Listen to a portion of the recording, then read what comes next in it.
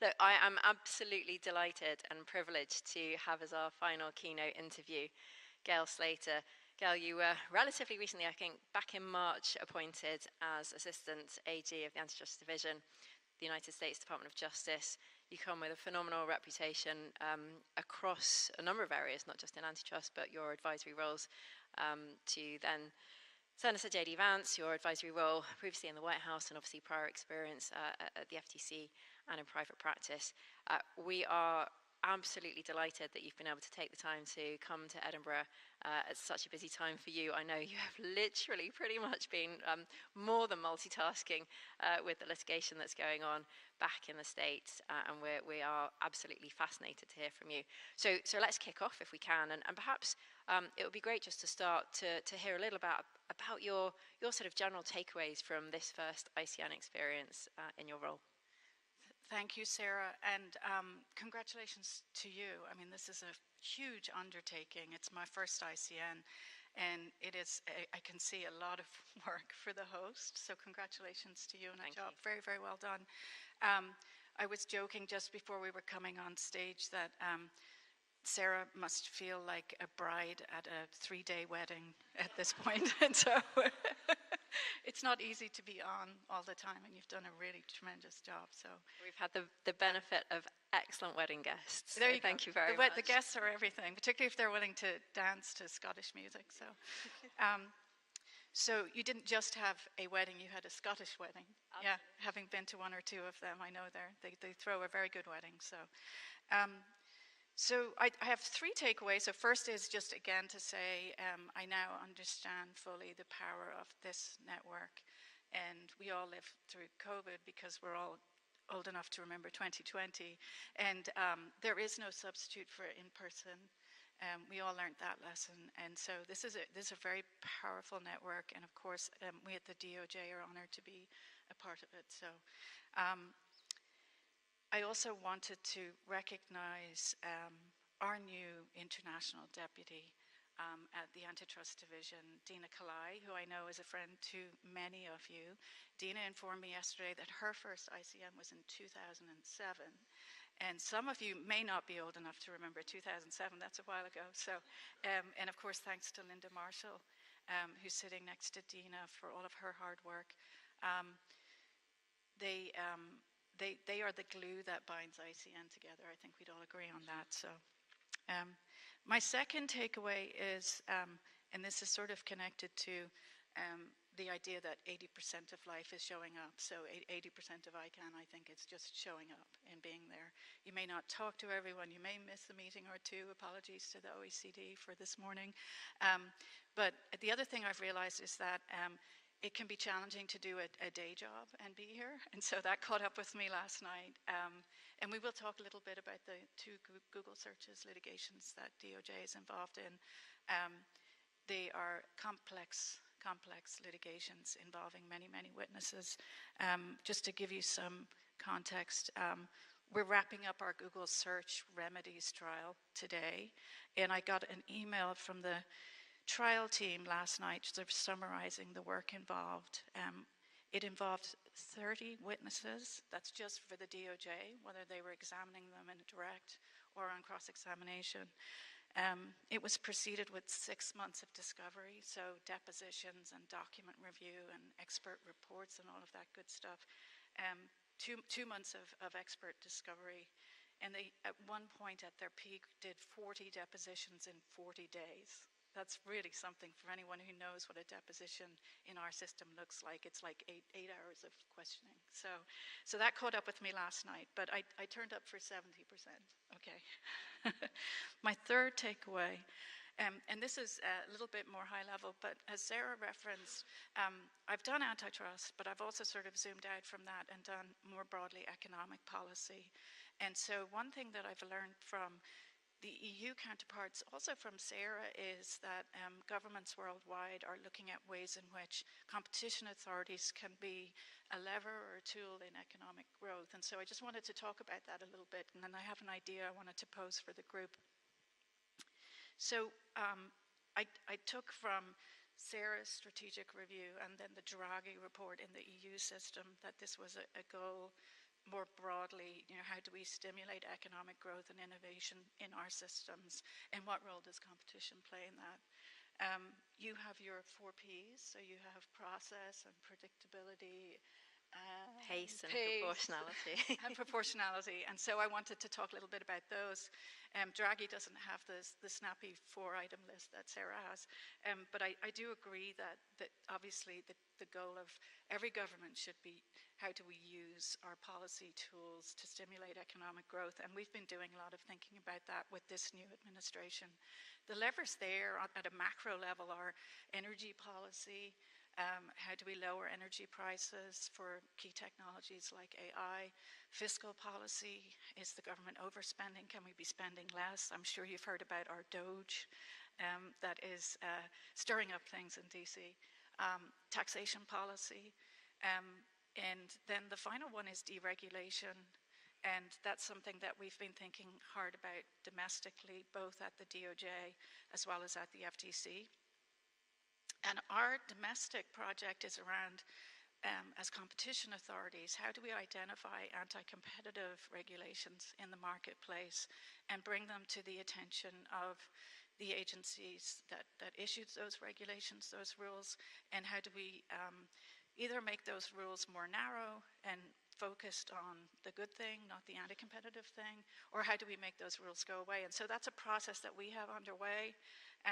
And so I'm wondering if I can just, flip the script on the current mindset about sort of changing the process of competition enforcement, and then shifting it over to how can competition authorities play a role in deregulating the economy.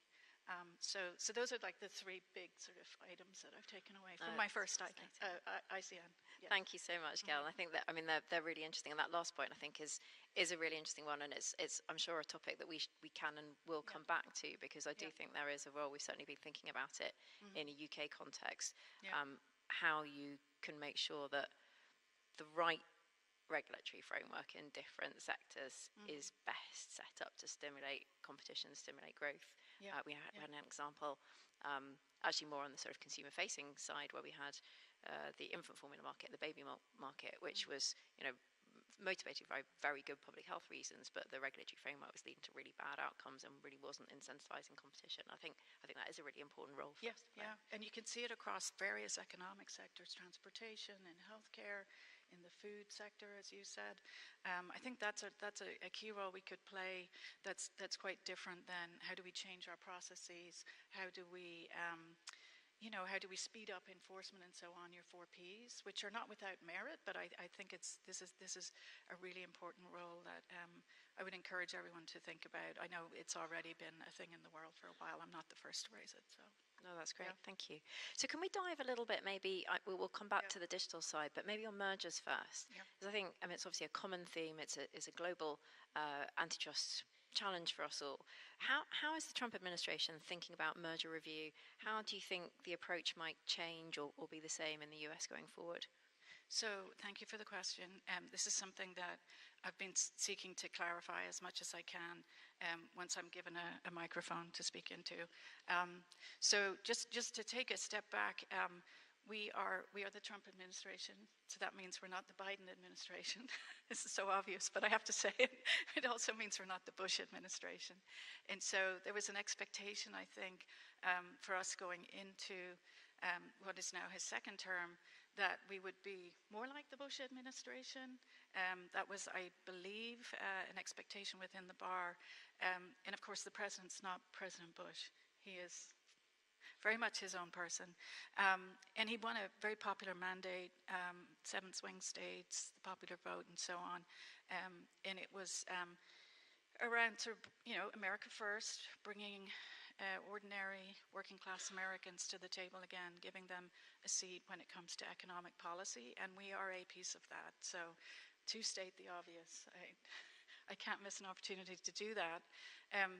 However, because we're not the Biden administration either, there were ways in which we were hearing a sense of frustration from deal makers themselves, as well as people representing them, that deals were not getting cleared quickly enough by the prior administration. And so we've been looking 2 months in at ways in which we can speed up that process. And we have already made some significant changes at the front end and the back end. And so at the front end, we have a process whereby we can grant what's called early termination to a merger review that's subject to the Hart-Scott-Rodino filing system.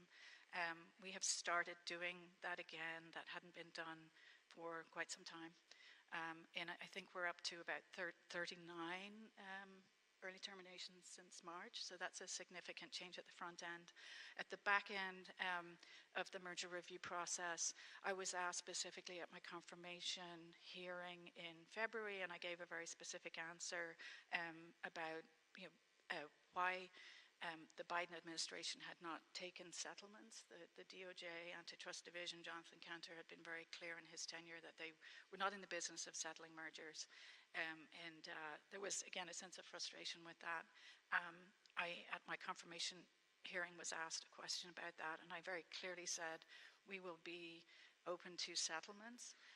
However, they must be robust with a strong bias for structural remedies, and so that's a significant change at the back end of where we are with merger reviews. And of course, I'm only 2 months in. Andrew Ferguson's a little bit ahead of me, but we are talking about ways in which we can do more on that front. So that's about your pace and predictability. I was going to take the opportunity to draw the parallel. Okay, there you go.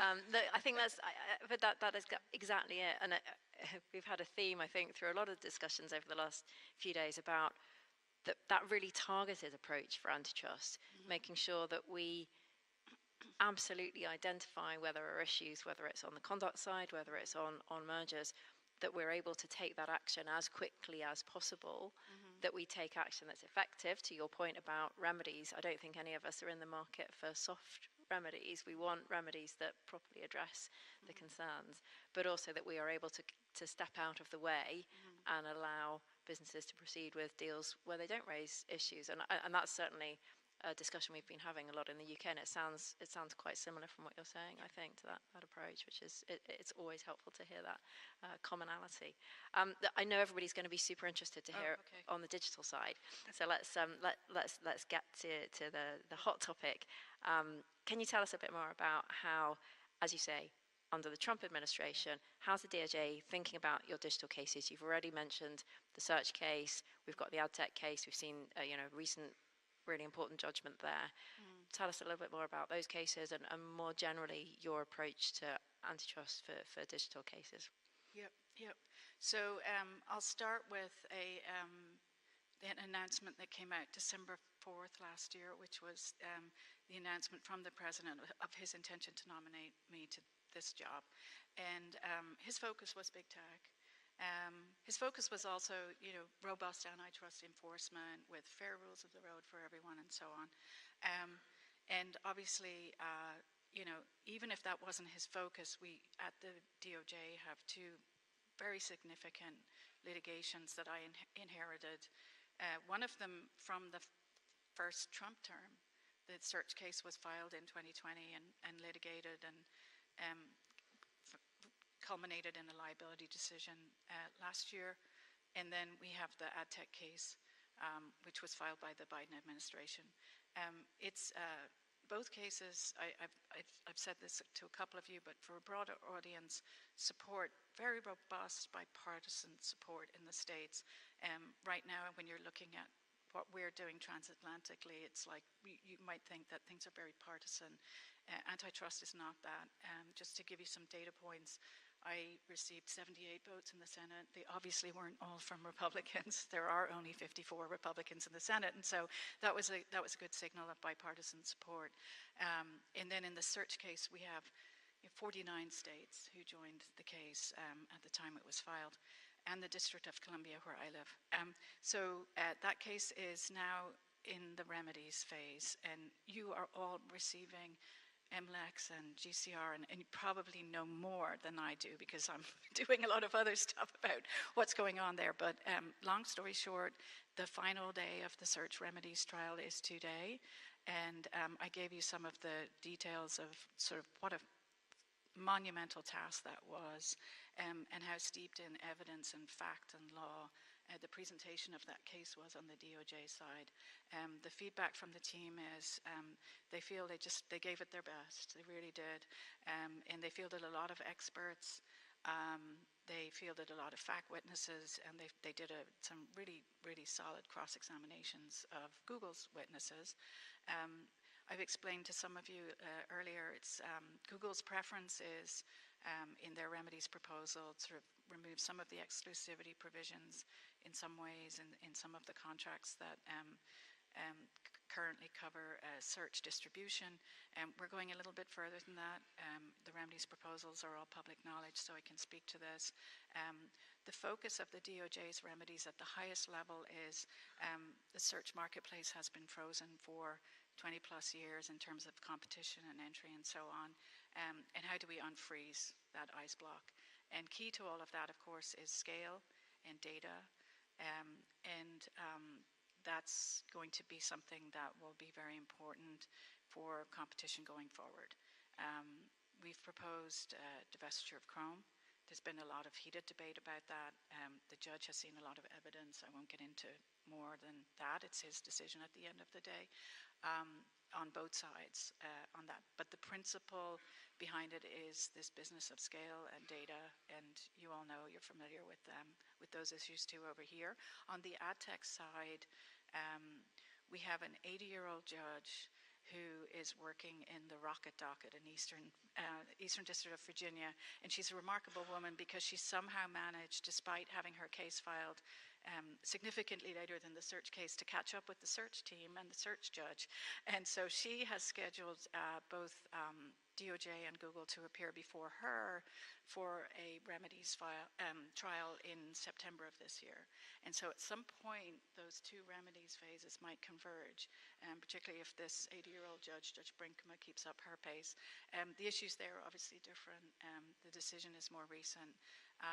But we're proposing remedies that we think will remedy the harm of Google's monopolization, as the judge found, on the sell side of the platform, the ad tech platform, as well as the ad exchange itself. And so, again, scale, data, very important there. We have certain remedies that propose sort of fixing issues around that. We have behavioral remedies in our proposal too. And so that will all play out in September. It's fascinating, as you say, so much history building up to this point. It really does feel as though over the next couple of months we're hitting a really kind of critical moment in the resolution across both of those cases, and not just in a way that has an impact in the US, but as we were discussing in our heads of agency session yesterday, I think the whole world and all of us as antitrust agencies are waiting and watching to see the outcomes in those cases. So fascinating to see how that develops, and we wish you all the best, I think, in that endeavor over the next few months. I know that you gave a speech recently, you mentioned this already, the America First antitrust. It'd be really interesting, I think, just to hear a little bit about the principles that sort of sit beneath that approach. Sure, and I'll try and wrap it up as quickly as I can for you. So because we are not Biden, not Bush, we are the Trump administration, we're looking at this sort of from a first principles standpoint in many ways. The first principle that I outlined in that speech, Sarah, was this business of, at the highest level, tyranny.com and tyranny.gov. Okay, so tyranny.gov is something that conservatives in the US have been concerned about for a long time. It was one of the animating factors for all Americans behind the revolution. I just mentioned the war and our separation from the mother country. And that was about tyranny.gov. However, it was also about tyranny.com. The Boston Tea Party was fought over the fact that the East India Tea Company had a monopoly over tea trade. And so it goes back to the roots of the country. The focus in recent decades has been mostly on tyranny.gov. However, there were an increasing number of conservatives who, for different reasons, have grown aware of the influence of what we call tyranny.com.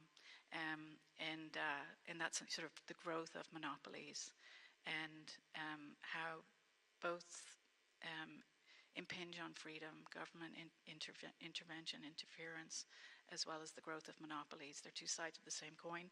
And then we end with, an antitrust enforcement is a key backstop on free markets. And so that's our principle number one. Principle number two is conservatives in the jurists are very devoted to the idea that we follow precedent. Textualism, originalism go back to the enabling statutes, to the core congressional intent behind our enabling statutes. And when it comes to precedent, we're duty bound to follow old and new precedent. And so that's something that has, I know, stirred things up somewhat in the bar. But we do have some old case law. We have some new case law too. We also have very important economic analytical tools that we use. We have, for the first time in a while, a deputy just focused on economics, Chetan Sangvi, who's also just recently started work, and so we're very focused on that too. But we bring that mindset to what we're doing. And then the last component of the speech, the last principle, was what we just talked about earlier, which is, we're not big proponents of regulation. However, we do recognize when you deregulate economy, actually that increases the need for antitrust enforcement, doesn't lower it. And so part of what we're looking to do, consistent with administration policy, is, as I said earlier, identify those regulations that we as antitrust enforcers can bring particular expertise to, identifying across sectors like transportation, healthcare, and so on, that have really their focus on creating entry barriers to smaller competitors, barriers to expansion for other competitors in the market. And so that work is underway with the Federal Trade Commission. We have a task force set up, and we're very keen to get to work there. It's fascinating. I always find it so interesting and actually very inspiring, the way, I think, particularly in the US, you're able to really root antitrust in the sort of constitutional foundations. It is very strong. I think it's very empowering. And it's interesting listening to that, actually, because it kind of, you can do a bit of connection across when we're thinking about the ICN. And we think about, like, what are the foundational principles? We were talking a bit about this last night at the dinner. What were the founding principles that really drove the establishment of the ICN?